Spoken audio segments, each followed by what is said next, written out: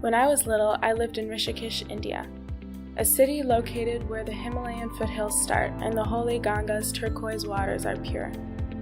The 2 years I lived on an ashram gave me some of my first colorful memories. Moving back to the States, I realized that there are many different ways people live life, and that there was so much that I didn't know. Since then, my dream has been to travel.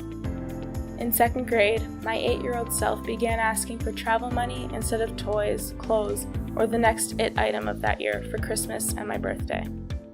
My family would always ask me when I would travel, and honestly, I didn't know, but I was determined to make it happen. Kindergarten through high school, and next comes college. That was the path everyone around me was taking, and what I assumed for myself as well. But during the last years of high school, I began to feel lost. Being a social person, I had a lot of friends, but it was hard for me to connect and find close ones. Alone and lonely, I never quite felt like I fit, and was just living the same routine every day. Not ready to head off to another 4 years of school, I wanted to take a break from this routine. So I took a year off from school.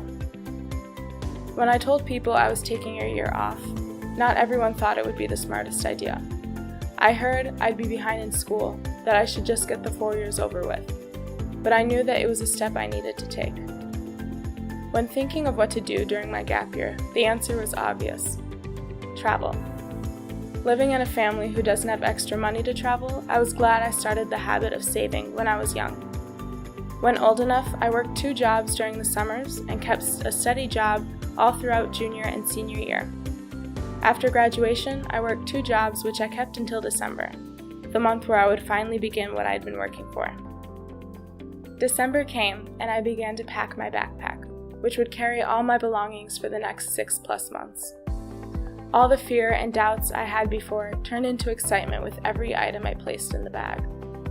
When I walked onto the snow-shoveled, salt-scattered sidewalk into the Minneapolis airport, my trip I had planned seemed surreal. As soon as I landed in Lomé, Togo, with the hot sun beating down on me, I was informed that my next flight had already left, and I knew that this was it. I was really doing what I had been working for, and wasn't even upset that I missed the flight. I visited a total of 9 countries, and most of the trip I was traveling solo. Despite being solo, I made a ton of friends of all ages, walks of life, and identities. And even in times where I was completely alone, I never once felt lonely. I had learned to rely and trust on myself to make the right decisions, and to get through any situation that could come my way. Developing and keeping my positive attitude at all times became my best asset during these moments.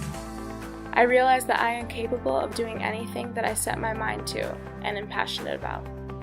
I just needed to keep my head up and dream big. The smells, tastes, voices, laughter, colors, feelings. Every single moment I've experienced during traveling has kept my mind and heart open to anything new. Excited to experience new events, people, and places.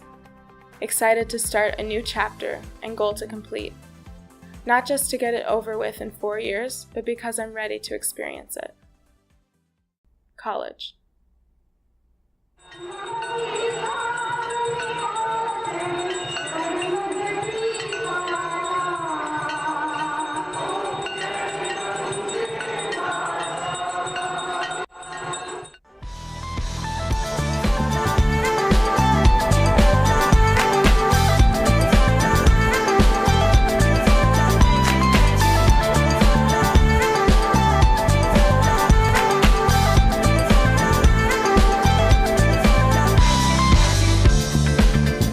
Magical when she'd say